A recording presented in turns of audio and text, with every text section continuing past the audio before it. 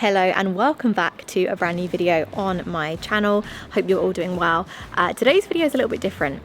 The Range Rover will feature, however not in the way I might have hoped. You may remember my last video I said, well actually I was filming the moment we started sinking into the ground. The suspension is all over the place and things have progressed and gotten slightly worse since I last picked the camera up. So I wanted to use today's video to give more of an explanation on exactly what's going on, and with a little mini Q&A. I asked for some questions over on the community tab on YouTube and I got loads of great questions. So I thought I'd go through a little bit more about that today, and then you guys can get to know me a little bit more, as well as my history with cars and things like that. So this is the only part of the outside of the Range Rover that you'll be seeing today. It's looking nice and clean. It's been very rainy here down the south coast recently the past few weeks, and yes, we still need to sort this situation out, this aftermarket that does not match the other side. Anyway, let's head in the car now and we can have a little chat. So just as a very quick recap, I don't want to bore you too much talking about the suspension issue in too many videos. Basically, we were driving along and a suspension fault came up on the car saying we needed to slow down, drive 30 miles an hour. So we did that, we managed to get the car home, and then on our road, it started to literally sink, and if we went right the way down, there was like no gap between the tyres and the wheel arch. So we dropped right down and we turned the car off and on. It went away. We started driving again, the fault came back on. This is like what's been happening quite a lot. As I said in my video, we wanted to ask for some advice from you guys, and then a lot of people said it might be something we can do ourselves, but obviously we need to figure out exactly what the problem is first. So we took it to a Range Rover specialist near us. We tried out a new one this time called, I think it was R&G Auto Care, I want to say, over Lancing Way, and they basically had a look at the car for us and they explained that we were right, the airbag split, so it was making a hissing noise and the airbag is split, but the problem is you can't just repair a little part of that, you've got to buy the entire part. So we need an entire front right air suspension strut, and the guy on the phone said that he'd had a little look how much it would cost, and if we went to Harwood's and got a genuine part, it would be just over £1,000 just for one side, and obviously that's a lot of money. So he actually recommended we have a little look around, and on eBay there's some for like 250. Now I know you can do both at the same time and it is recommended to. We're currently deciding whether or not to. A lot of people in the comments said just do one, don't bother with two, do the second one if it fails. So we're currently trying to figure that out, and we may well just get two and then just get them to do both. It's about 2 hours labour apparently for the whole job, and I know also we mentioned that we might want to do a bit of a DIY, try and do it ourselves, but now we know that it is an entire part that needs replacing. It's probably a little bit too deep for us to delve into. I'm not really confident enough to do that. Like I said, I did the start stop button on my own. I don't think I can go straight into replacing an entire air suspension system on a car. So we're gonna get it fixed. We're currently researching parts. We're not gonna pay probably for the full price genuine part because it's the same thing as getting it from elsewhere. Obviously, unless any of you have had experience and would recommend getting the real deal, then let me know, because that, if we need to do it, then we'll do it. But if we can save a few pennies here and there, then we're going to try. Yeah, so that's kind of an update with what's going on at the moment. We do, however, have a trip coming up soon. So if we can't get this done before the trip's quite a few weeks in length. So it might be that we can't drive the car for a while. So when we were driving it back from the garage, we had to stop again because the car totally dropped, start it again, drive home. So it's not something we can be taking on journeys at the moment. It's not something we can rely on right now, which is a bit rubbish, but again, all part of the fun. It's completely expected. As soon as we picked the keys up for this thing, we were thinking what's going to go wrong first and when's it going to happen, and it just so happens that it was after 3 or 4 months of ownership, so I don't think it's too bad considering. Yes, so we'll keep you updated with what we decide to do, and like I said, if anyone's got any experience in this, then drop a comment below and let me know if you can recommend a part. Now I'm going to open up these questions and we can do a little mini Q&A in the car, so bear with me while I get them all up. And if you are new around here as well, don't forget to hit that subscribe button. We're getting close to 6,000 subscribers already, which is insane. So super grateful for anyone subscribing to the channel. It's totally free, and it just really helps me out. So please go ahead and do that, and we'll get into this Q&A. Okay, I've balanced you on the key, so that should be quite a nice angle. Perfect. Question number 1, and I've got my phone balanced on the steering wheel. My question, this is from Snoopy. Hi Lucy, looking forward to your Q&A and seeing more videos. My question is, what previous vehicles and repair experience have you had before the Range Rover? So the first part of that question, what previous vehicles have you had? My first car, so I learnt to drive in 2 different cars, in a Mini, a 2012 Mini Cooper and also a Ford Fiesta from two different driving instructors. And when I passed, the first car that I had myself, I was insured on my mum's car because she barely drove it, and it was, drumroll please, a beautiful dark green. I don't think it's quite British racing green, almost like that kind of colour. 1996, so a P-Reg Nissan Micra, which was, I was going to say a lot of fun. It really wasn't. It wasn't great, but it was a great car for me to get my head around driving. And then the next car after that one was a BMW. So I went straight into like a scheme with my old work. So I used to work at Chandler's BMW in Port Slade. I was there for a good few years and obviously drove a ton of different cars there. But my sort of daily driver was a 218i M Sport Coupe, so 2 Series, and in Estoril Blue. It was really lovely. It was my first sort of car on my own and I loved it. I had it for about a year and a half.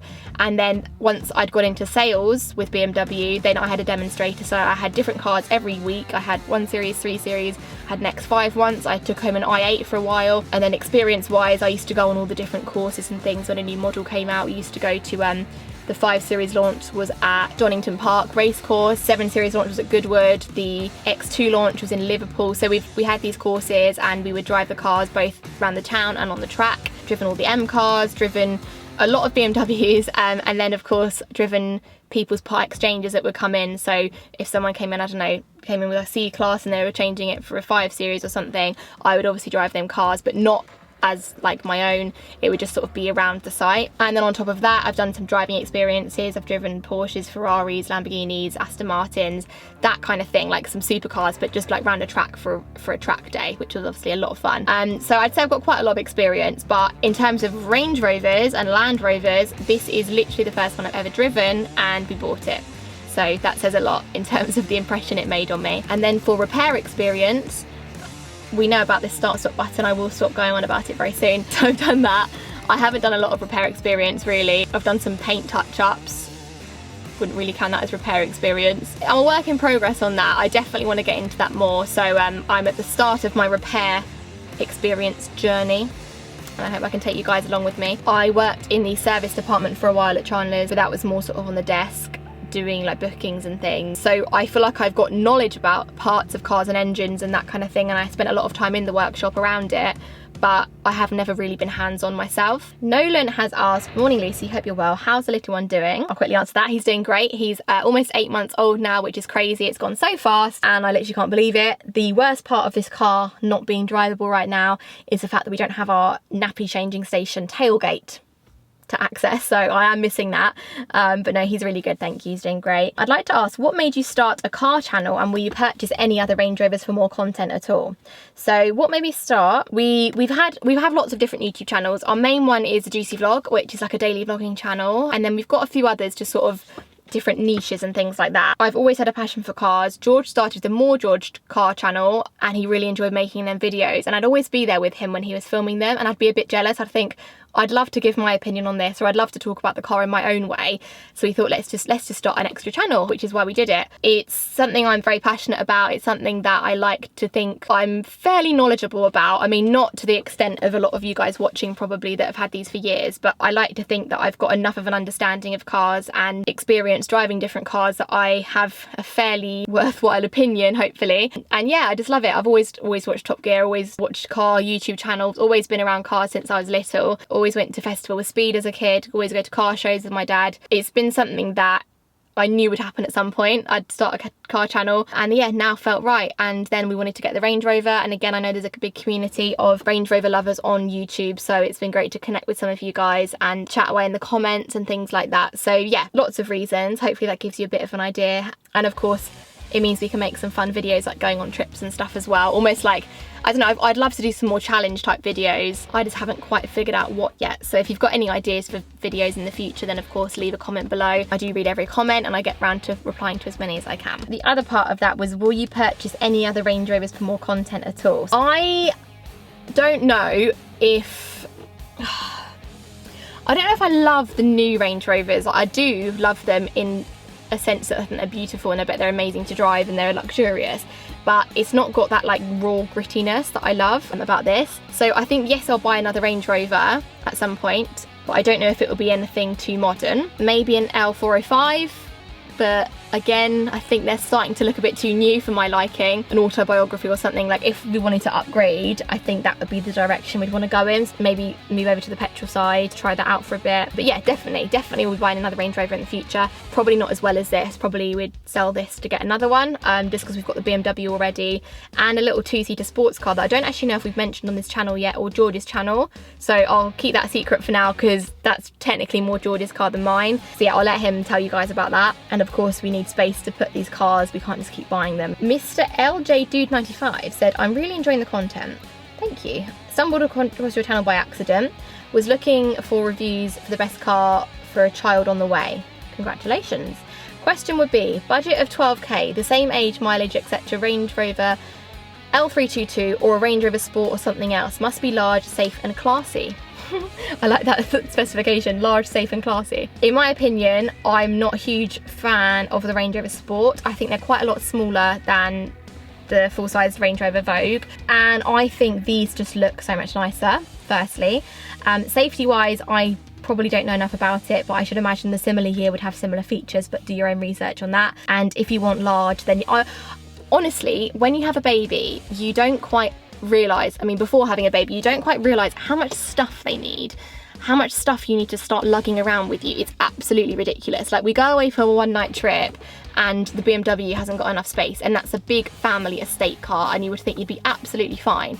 So I think the bigger the better with a car for a baby, especially again with car seats these days. They are massive, they are chunky, and because they've got the whole Isofix and the leg that goes down onto the floor, you need so much space. So I would 100% recommend the biggest car you can possibly get for a baby, as dramatic as that sounds. But yeah, personally, I think, I mean, safety, and I mean the Sport is still a big car, but for me personally, I'd 100% go for this. I just think they look so much nicer. It's just an opinion I have. I'm sure there's Range Rover Sport lovers in the comments here, and someone watching this is probably thinking, what are you talking about? I completely disagree. So leave a comment, let me know your opinion. But for me, the Vogue, this model, and then you said, or something else. I mean, I really like this. I just buy this exact car.